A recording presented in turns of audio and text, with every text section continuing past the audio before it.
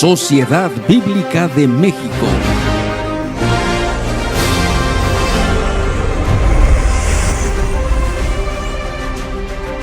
La palabra se hizo carne y habitó entre nosotros, y vimos su gloria,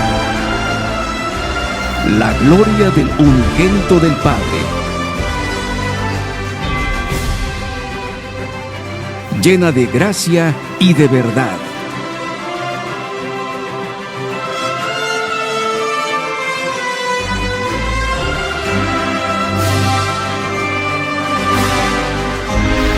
La palabra se hizo carne. Qué hermoso privilegio celebrar nuevamente esta época decembrina con ustedes. Nuestra sociedad en decadencia busca, desea, anhela desesperadamente una expresión de amor que solamente en Jesús puede encontrar. El propósito de Dios al enviar a su Hijo, nuestro Señor y Salvador Jesucristo, a esta tierra fue para acercarse a nosotros y mostrarnos su amor, su gloria y su poder. Como dice en el Evangelio, según San Juan, capítulo 1, versículo 14, y la palabra se hizo carne y habitó entre nosotros y vimos su gloria, llena de gracia y de verdad. Acércate a Él, que te espera con los brazos abiertos para abrazarte, para consolarte, para protegerte, para sanarte y darte lo que tanto has anhelado en tu vida. Por eso, en Sociedad Bíblica de México hemos preparado conferencias, participaciones musicales, programas infantiles que estaremos transmitiendo para ti a través de nuestro canal de YouTube del 1 al 24 de diciembre a las 10 de la mañana. Te esperamos, Dios te bendiga. Bienvenidos a La Palabra se hizo carne, un programa que Sociedad Bíblica de México ha preparado para esta época de Navidad y en el que estaremos reflexionando hasta el día 24 de diciembre en la trascendente realidad del Hijo de Dios encarnado, viniendo a esta tierra para darnos salvación y vida eterna. Queremos invitarles a que sean parte de esta labor compartiendo estos programas a través de sus redes sociales. Sociedad Bíblica de México es una asociación civil sin fines de lucro. Nos dedicamos a traducir, producir, distribuir e interactuar la Biblia. Hallar gracia cuando necesitemos ayuda es el tema de hoy. Por lo tanto, y ya que en Jesús, el Hijo de Dios, tenemos un gran sumo sacerdote que traspasó los cielos, retengamos nuestra profesión de fe. Porque no tenemos un sumo sacerdote que no pueda compadecerse de nuestras debilidades, sino uno que fue tentado en todo, de la misma manera que nosotros, aunque sin pecado. Por tanto, acerquémonos confiadamente al trono de la gracia para alcanzar misericordia y hallar gracia para cuando necesitemos ayuda. Esto está en el libro de Hebreos 4, 14, 16. Quédate con nosotros en la transmisión de hoy. Ya comenzamos.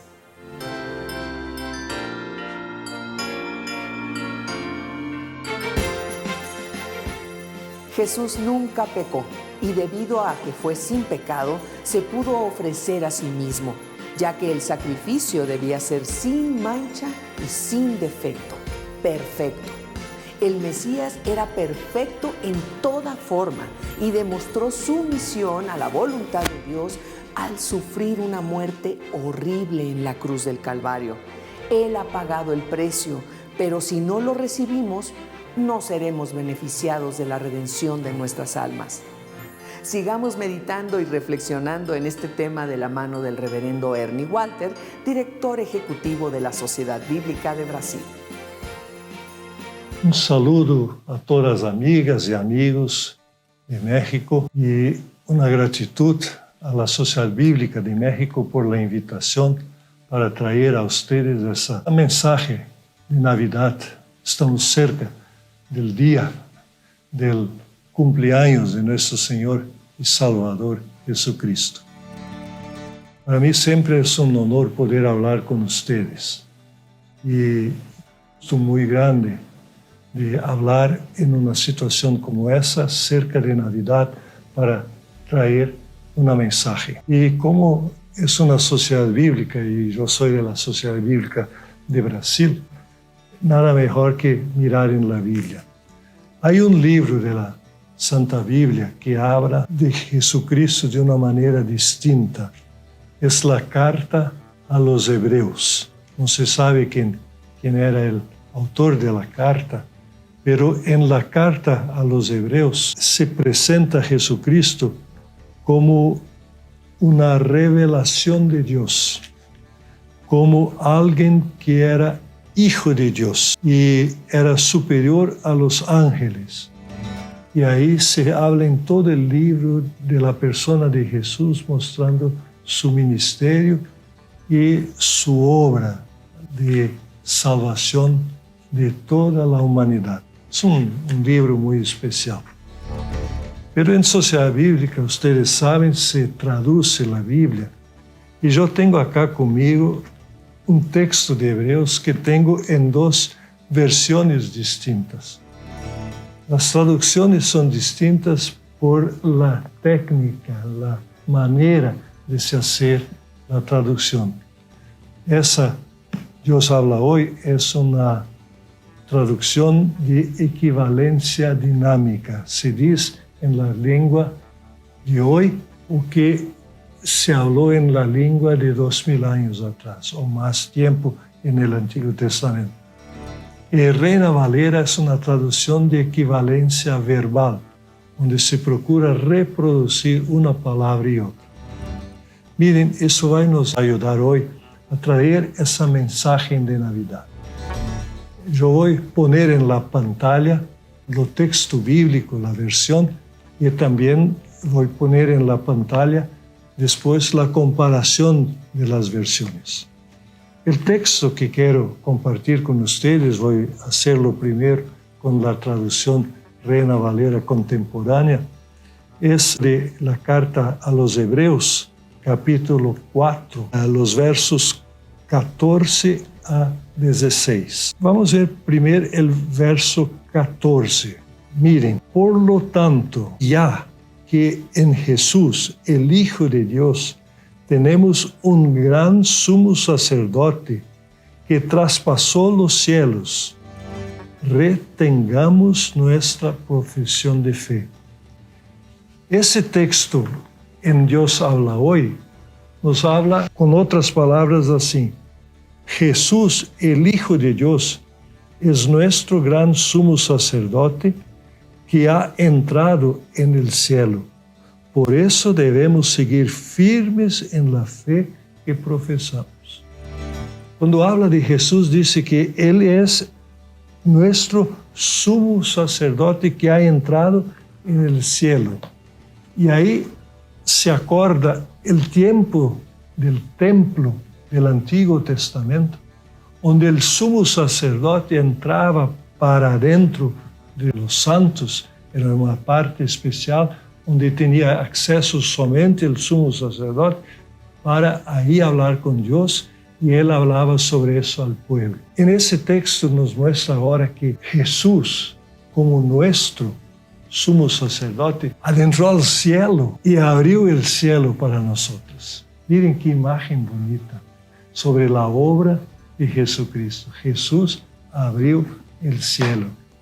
Si miramos el verso siguiente, Hebreos 4:15, dice: pues nuestro sumo sacerdote puede compadecerse de nuestra debilidad, porque él también estuvo sometido a las mismas pruebas que nosotros, solo que él jamás pecó.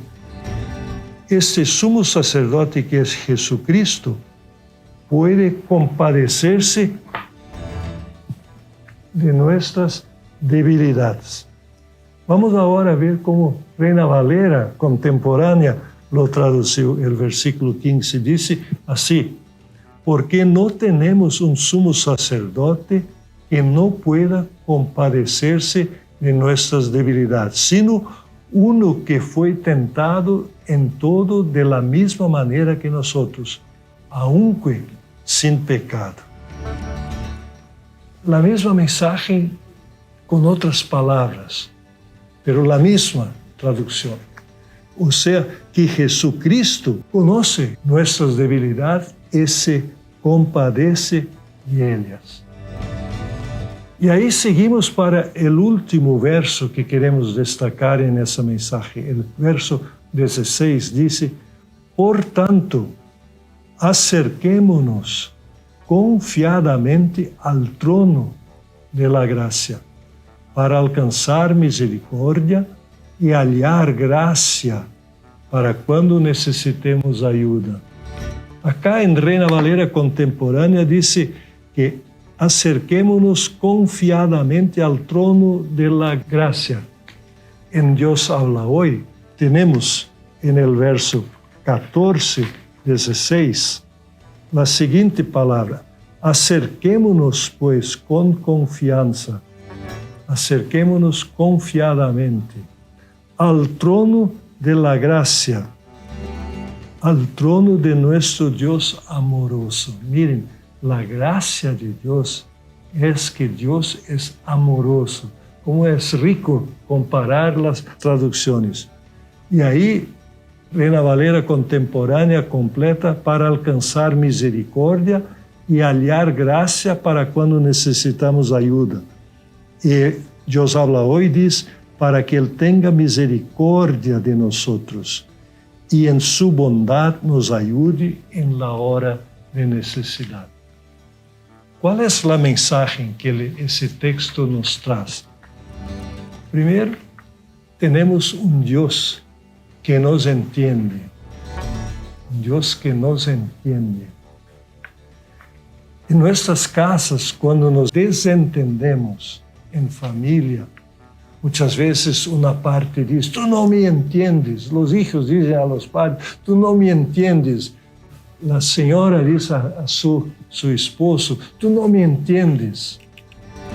Pero acá dice que Dios, nuestro Dios, nos entiende. ¿Qué mensaje? Dios nos entiende. Es algo consolador. Tenemos un Dios que se compadece de nosotros. Dios se compadece, Dios tiene misericordia de nosotros. Nosotros nos conocemos, nosotros sabemos de la fragilidad que tenemos, sabemos nuestros problemas. Y acá dice que Dios se compadece. Él tiene misericordia. Es otra cosa, Dios nos entiende y se compadece. Y al final dice que Dios nos ama. Esta es la mensaje de Navidad. Dios nos entiende, Dios se compadece de nosotros y Dios nos ama. Miren, cuando pensamos en la historia de la Navidad, que Dios envió al mundo su Hijo Jesucristo para que pasase por lo que nosotros humanos pasamos, para que enfrentase todo el rigor de la ley y para que se entregase a la cruz y muerte para que nosotros tuviésemos perdón y vida eterna. Eso es el centro de la mensaje de Natal. Eso es la mensaje de Natal revelada para nosotros. Es por eso que Navidad, Natal en portugués, Navidad, es una fiesta de las más bonitas que tenemos, porque nos acordamos del amor de Dios y cómo Dios nos entiende, cómo Dios tiene misericordia de nosotros, cómo Dios tiene amor por nosotros. Podemos estar confiantes, seguros en la vida, porque Dios está con nosotros. Dios nos ama, Dios nos conduce para la vida eterna. Es tan bonito que Navidad está pocos días antes de un nuevo año. Cuando pasamos Navidad, nos acordamos de que estamos entrando en un nuevo tiempo. Ese nuevo tiempo, Dios va a estar con nosotros. Y eso que quería compartir con ustedes, que Dios os bendiga, que Dios dé a todos nosotros una feliz Navidad y que Dios esté con nosotros todos los días del nuevo año. Un abrazo a todos ustedes.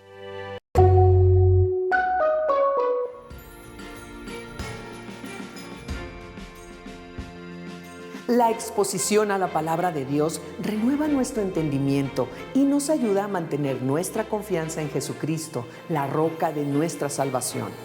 Por ello agradecemos al reverendo Ernie Walter el mensaje que nos compartió. Siempre es un gusto y un honor escucharlo. Nos anima su preferencia por nuestra transmisión y gracias por apoyarnos compartiendo el link de nuestro programa a sus contactos.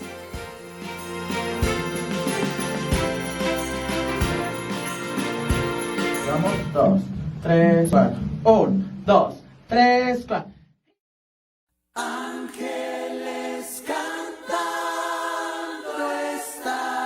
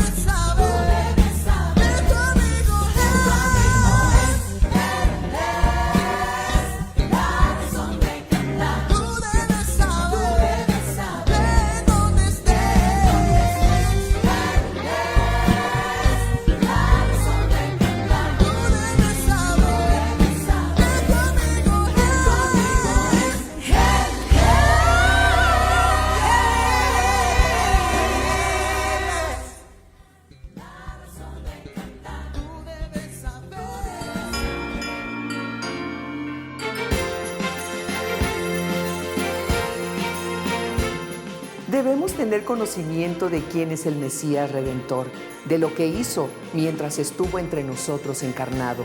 Respondamos con gratitud a su sacrificio en la cruz para darnos acceso al trono de la gracia de Dios. Es un gusto contar en nuestro programa con la participación del pastor Abdiel López, representante de Osana en Latinoamérica. Hola, ¿qué tal? Que Dios les bendiga. Les saluda el pastor Abdiel López desde Guatemala, director regional del programa La Fe Viene por el Oír para la parte norte de América Latina. En estas fechas que surgen muchas emociones y sentimientos hablando y pensando en el nacimiento de Jesús y la importancia de Jesús en la vida de cada ser humano. Es importante que pueda compartir con ustedes acerca de la gracia de Dios cuando la necesitamos. Esa gracia es el favor de Dios que no es merecido, que no se ha ganado, que no se merece.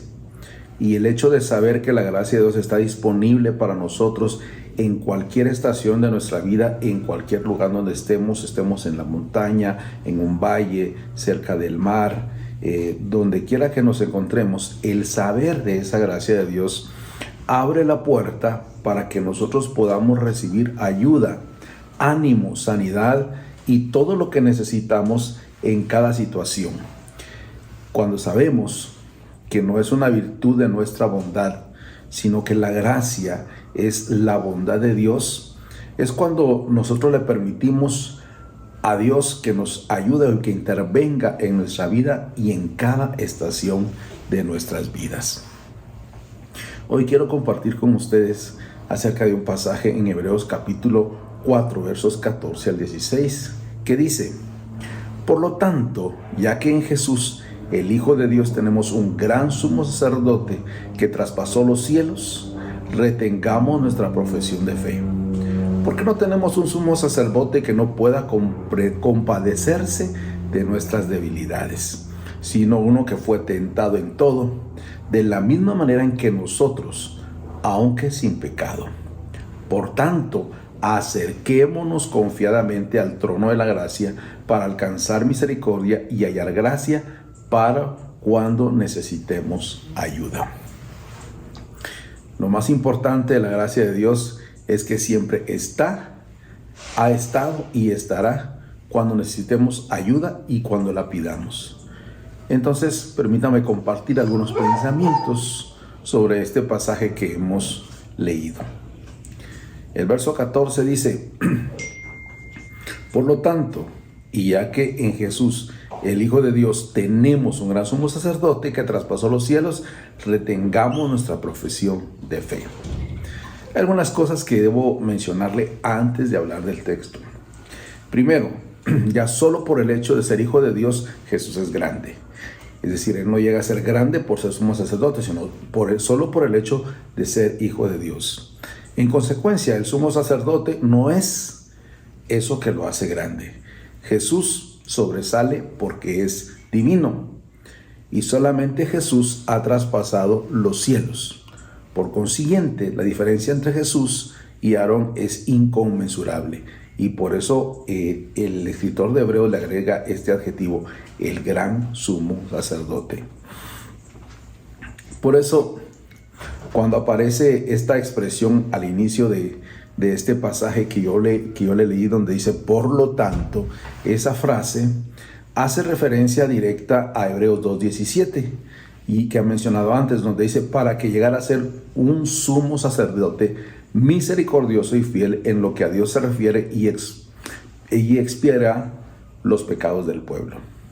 Luego en el capítulo 3, verso 1 va a decir que es el sumo sacerdote de la fe que profesamos. Y por eso ahora en el 4:16 Él nos va a explicar con un poco más detalle, el escritor de Hebreos nos va a explicar de qué se trata este gran sumo sacerdote. Dice: ya que en Jesús tenemos un gran sacerdote, un gran sumo sacerdote, el énfasis recae en el término gran, que también aparece en Hebreos 10:21, cuando dice: puesto que tenemos un gran sacerdote sobre la casa de Dios. Y en Hebreos 13:20, que dice que Jesús es el gran pastor de las ovejas. Este adjetivo gran indica que Jesús es superior a los sumos sacerdotes y pastores terrenales.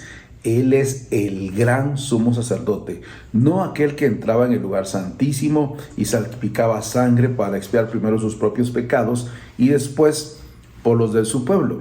Jesús, como gran sumo sacerdote, se destaca sobre los sumos sacerdotes terrenales.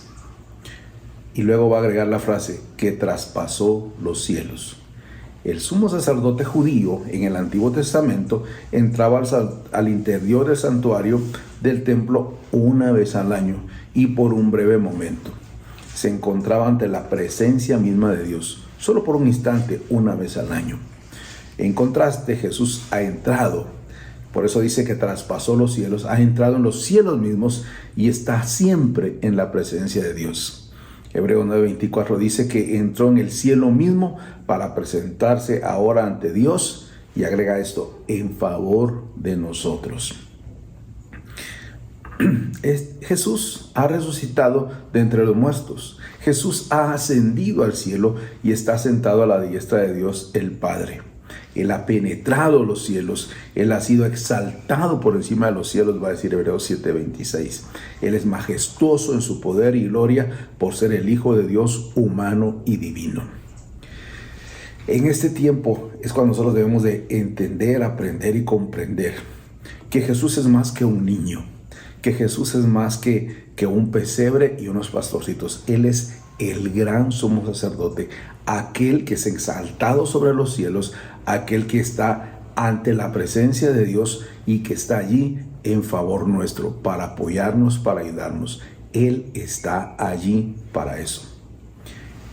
Seguidamente en este verso va a decir el escritor de Hebreos, retengamos nuestra profesión de fe.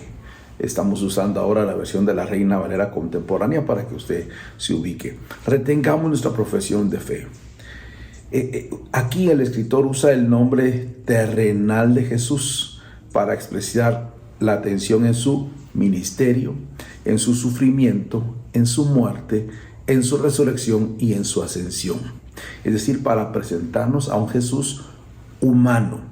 Ya sabemos que es el gran sumo sacerdote, ya sabemos que traspasó los cielos, pero acá nos presenta un Jesús que también es humano. Jesús no podía estar en el cielo como gran sumo sacerdote si no hubiera cumplido la tarea sacerdotal en la tierra.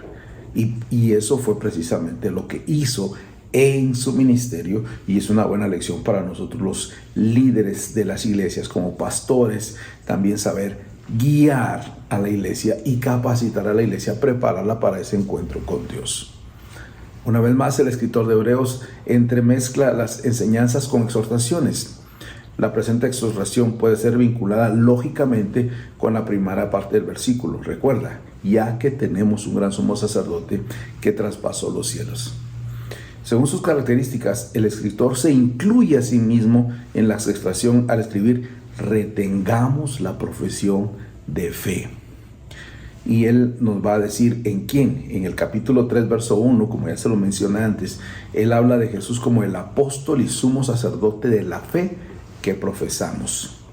Y también más adelante en el capítulo 10, verso 23, va a decir que nos mantengamos firmes y sin fluctuar la esperanza que profesamos. Es decir, la fe que tenemos en Jesús. Una fe que no solo es de una estación de tiempo, no solo es ahora en estas fechas de fin de año, sino siempre. Y por eso usa esa palabra retengamos. En el capítulo 10 usa la palabra mantengámonos firmes. Es el desafío no solo del fin de año, sino todo la idea de mantenernos firmes. Entonces cabe preguntarnos, ¿cuál es entonces esta fe que profesamos? ¿Se trata de una confesión de fe ya formulada de antemano o algún dogma que hay que recitar? Quizá para algunos.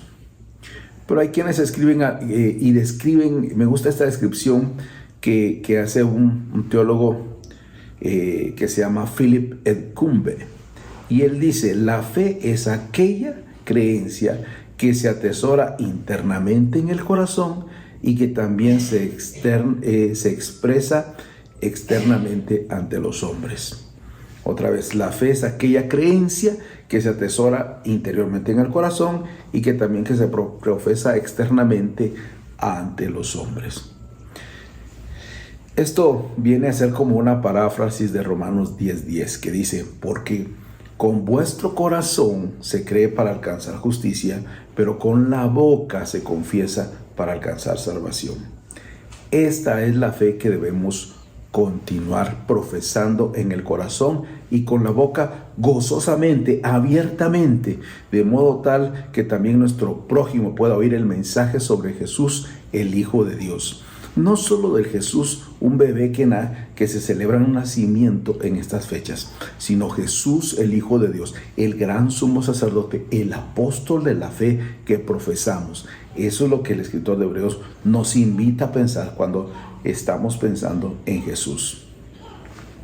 Se podría presentar alguna objeción, por ejemplo, si tenemos en cuenta que Jesús es el Hijo de Dios y es exaltado en los cielos. Podría ser que pensemos que está muy alejado, por cierto, de las luchas y esfuerzos diarios del hombre.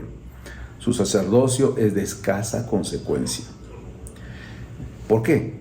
Porque no entiende nuestro sentir. Eso podríamos pensar. Pero el escritor se anticipa a esta objeción en el capítulo 4, verso 15, al decir que los hermanos de Jesús, usted y yo, que creemos en Jesús, tenemos un sumo sacerdote que es misericordioso y fiel. Como lo ha dicho en el capítulo 2, verso 18, siempre de Hebreos, que dice, puesto que él mismo sufrió la tentación, es poderoso para ayudar a los que son tentados. Y podemos decirlos ahora, para ayudar a los que somos tentados. Él es poderoso para eso. Además, el escritor subraya lo que enseña al presentar esta verdad negativa y positivamente. Negativamente, por ejemplo, porque habla de la noble negación. No tenemos un sumo sacerdote que no pueda compadecerse de nosotros. Así lo expresa literalmente este texto. Esto al final termina expresando una idea positiva. Si tenemos un sumo sacerdote altamente exaltado que puede descender hasta nuestro nivel, los destinatarios originales tendrían que sufrir dificultades y persecución, aislamiento de parte de los judíos si profesaban el sumo sacerdocio de Jesús. Ellos debieron de haberse preguntado, ¿acaso entendería el sumo sacerdote altamente exaltado sus debilidades, las situaciones de tensión que ellos vivían, las situaciones las consecuencias de poder confesar a Jesús de esa manera? Hay que pensarlo de esa manera, como humanos.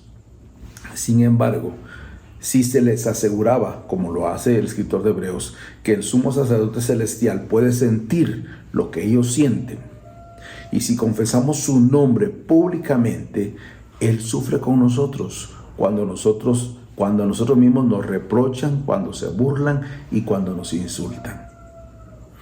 Del lado positivo sería que Jesús no solo es totalmente divino, sino también es completamente humano. Y por lo tanto, entiende todas nuestras debilidades y nuestras tentaciones. Además, Jesús mismo experimentó debilidades y tentaciones. Al comienzo de su ministerio fue tentado por Satanás. Tuvo que enfrentar la sed, la deserción y los desencantos a lo largo de su ministerio humano. Nada en la experiencia humana le es ajeno, porque Él mismo lo ha sufrido. Él mismo sabe lo que usted y yo hemos sufrido. Él sabe lo que usted está sufriendo en este momento. Él conoce las situaciones personales de cada uno. Y añade una frase que es importante para nosotros que somos o que tenemos nuestra fe puesta en Él. Aunque sin pecado. Es decir, fue tentado, fue hecho de muchas maneras, pero no pecó. Pudo haberlo hecho, pero tomó la decisión de no hacerlo. Así que es algo que nosotros debemos de aprender a confiar y a tener delante de Dios. Cuando estuvo en el desierto, Jesús experimentó hambre y el demonio lo tentó, insinuándole que transformara las piedras en pan. Además, mientras colgaba en la cruz, se burlaban de él los sacerdotes más importantes, los maestros de la ley y los ancianos, y le decían cosas como que baje ahora de la cruz, porque él dijo, yo soy el Hijo de Dios. Él sufrió todas las tentaciones, pero sin pecar. El pecado es la única experiencia humana en la que Jesús no ha participado y no va a participar. Él tomó la decisión de no hacerlo. Pudiendo haberlo hecho, decidió no hacerlo, dándonos a nosotros el mejor ejemplo y habiendo soportado las mismas tentaciones que nosotros hemos soportado. Hay un cantautor colombiano que se llama Santiago Benavides, y él escribe una canción que se llama Dios también. Y cuando habla de ese Dios, esa frase, Dios también, habla de Jesús como migrante, como traicionado, como burlado, como todas las tentaciones que han rodeado o rodean al ser humano. Así que es algo que nosotros debemos de entender. Jesús nos entiende. Las tentaciones que sufrimos nos llegan de acuerdo a la capacidad que tenemos para poder soportarlas.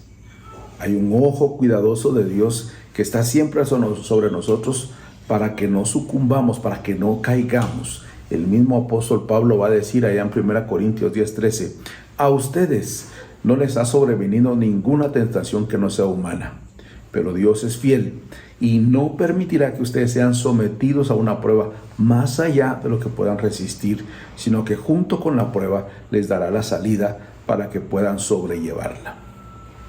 Nosotros, sin embargo, nunca seremos capaces de sondear la profundidad de las tentaciones que Cristo sufrió. Él nos permite caminar en una tentación, pero sabiendo que la podemos soportar. Él sabe, y junto con la tentación siempre da una salida, siempre. Somos nosotros los que al final decidimos caer en la tentación, pero Él siempre nos va a mostrar una salida. Entonces, ¿es Jesús, el que no pecó, capaz de compadecerse de nosotros, los debilitados por el pecado, en nuestras tentaciones? Debido a su naturaleza sin pecado, dice un comentarista, la mente del Salvador persiguió mucho más abundantemente que nosotros, que somos débiles, y percibió muchas más formas de tentación como usted y yo de pronto nunca vamos a enfrentar, pero Él la superó. Él la superó aferrado al Padre, Él la superó cerca de Dios, y por eso lo que va a decir a continuación en el siguiente versículo. Y esto no solo durante su ministerio terrenal, lo que Jesús aguantó, sino también hasta el día de hoy, durante su servicio como sumo sacerdote exaltado. Él anticipa tentaciones. Y por eso dice en el capítulo 2, verso 18, es capaz de ayudarnos a los que somos tentados. Finalmente en el verso 16 dice, por tanto, ya debido a esa gracia que Él nos da, ya debido a que Él es el gran sumo sacerdote, debido a que entiende nuestras debilidades, ahora dice, acerquémonos confiadamente al trono de la gracia para alcanzar misericordia y hallar gracia para cuando necesitemos ayuda. De verdad, qué palabras tan alentadoras. Son muchas las veces a lo largo de su epístola en que el escritor exhorta a sus lectores. Pero en este versículo en particular, Él tiene una palabra especial para nosotros. En esta ocasión, Él nos exhorta a los creyentes a rectificar su modo de vivir. Nos alaba y nos empuja para ir en oración a Dios y nos insta a hacerlo con confianza. Tenemos que hacerlo. Dice, acerquémonos confiadamente al trono de la gracia. La invitación es acercarnos al trono de la gracia, que implica que los lectores ya están haciendo esto. Es decir, mantengámonos haciendo esto. El escritor está también en el mismo verbo, dice, acerquémonos con un corazón sincero y con plena seguridad de fe. Lo va a decir en el capítulo 10, verso 22. Ese hecho o la acción de acercarse, con frecuencia se refería a los sacerdotes que se acercaban a Dios con sacrificios. Aquí en el capítulo 4, verso 16, el escritor nos exhorta a que nos acerquemos al trono de gracia en oración, puesto que el único sacrificio que el creyente puede traer a Él es un corazón o un espíritu quebrantado, como lo va a decir el Salmo 51, 17. El gran sumo sacerdote, misericordioso y fiel, ya ha ofrecido como sacrificio supremo Él mismo se ofreció como sacrificio supremo sobre la cruz, en favor de usted, en favor mío, en favor de todos aquellos que lo buscan.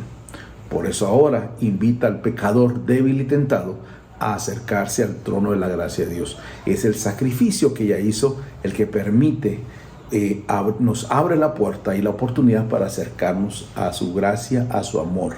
Y como dice aquí, y usa la frase el trono de gracia o el trono de su gracia. ¿Qué quiere decir esto? Es una referencia explícita a la realeza del Hijo de Dios, porque lo ve como rey, por eso habla de trono. Jesús está sentado a la diestra de Dios y ha recibido autoridad plena en el cielo y en la tierra. Pero la palabra gracia también apunta al sacerdocio de Cristo. El pecador que viene al trono de gracia en arrepentimiento y fe encuentra la gracia perdonadora de Jesús. Además, el escritor también nos exhorta a venir con confianza. Esto es muy importante. Podemos venir arriesgadamente, ¿verdad? Podemos venir osadamente delante de Dios, no irreverentemente, pero podemos venir con Él con cosas concretas, no de una forma impetuosa o no con temor de juicio, sino en plena confianza y con sinceridad en la esperanza de la plenitud de la gloria de Dios. Jesús nos invita a acercarnos libremente, sin dudas. Es como si estuviera Él señalando, decir, ahora te toca. ¿Qué quieres? ¿Qué puedo hacer por ti? Y en ese acercar, usted debe hacerlo con toda honestidad y debe hacerlo con toda la confianza de que le va a escuchar. Termina esta parte diciendo para alcanzar misericordia y hallar gracia. Aunque los términos misericordia y gracia son entendidos por muchos como sinónimos, hay una pequeña diferencia. Westcott señala expresa de esta manera la diferencia. El hombre necesita misericordia por el fracaso pasado y gracia para la hora presente y futura.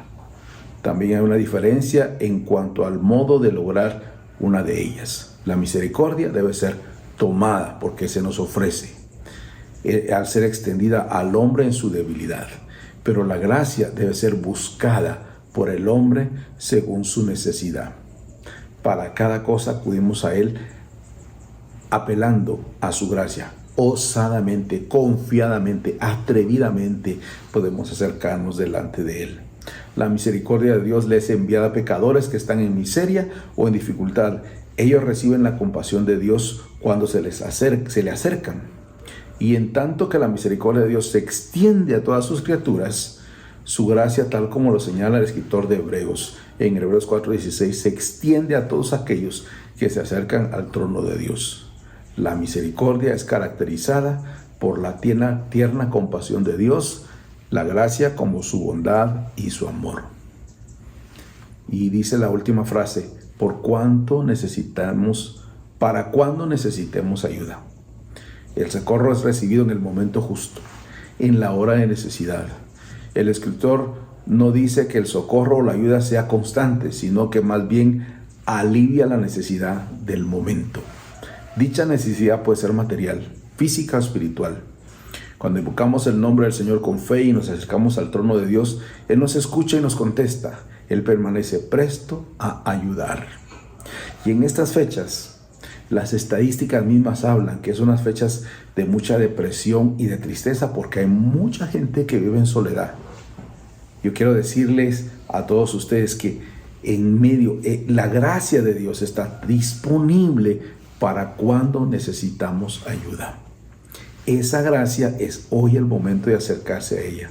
Esta ayuda en forma de gracia viene cuando la tentación nos hace vacilar.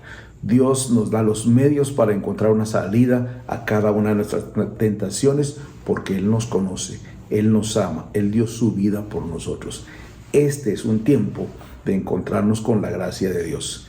Pedimos a nuestro Dios que esa gracia siempre esté en su vida, en su mente, en su corazón, que no olvide que cuando necesita ayuda, la gracia de Dios está disponible. La misericordia la ha mostrado habiendo muerto en la cruz del Calvario por usted. Ahora le toca a usted acercarse a Él y encontrarse con la gracia en el peor de los momentos, en el mejor de los momentos, pero la gracia de Dios siempre está disponible allí cuando usted necesita ayuda.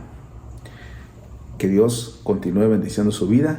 Gracias por prestar atención en esta reflexión. Bendiciones. En un mundo lleno de injusticia y sufrimiento, la gracia de Dios es un recordatorio de que nos ama y que está dispuesto a perdonarnos, a restaurarnos y a bendecirnos. Gracias al pastor Abdiel López por el mensaje que preparó para esta ocasión. Bendecimos su vida. Continuamos.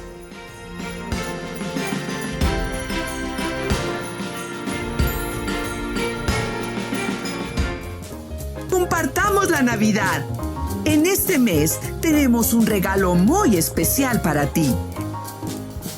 30% de descuento en todas nuestras sucursales y tienda en línea. Además, en Biblias seleccionadas.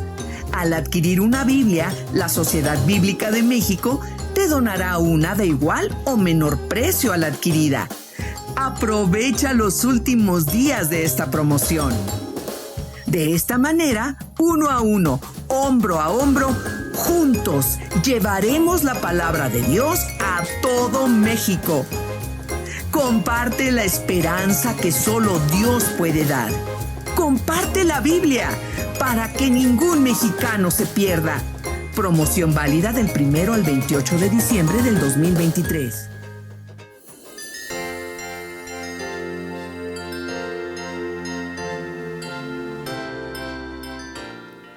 Hemos llegado al final de nuestra transmisión.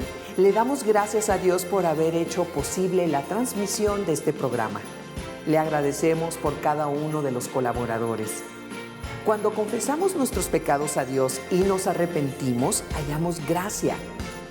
Eso de lo que nos avergonzamos, que todavía nos hace sentir culpa, cuando lo confesamos y entendemos que Jesús es el sumo sacerdote que ha cubierto y quitado el pecado que nos impedía acercarnos a la presencia del Padre, desaparece. Es como si nunca hubiera pasado. ¡Qué libertad! ¡Qué aliento!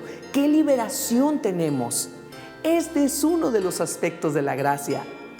Para quienes deseen visitar nuestras sucursales, están abiertas y provistas de materiales que les ayudarán a compartir la palabra de Dios.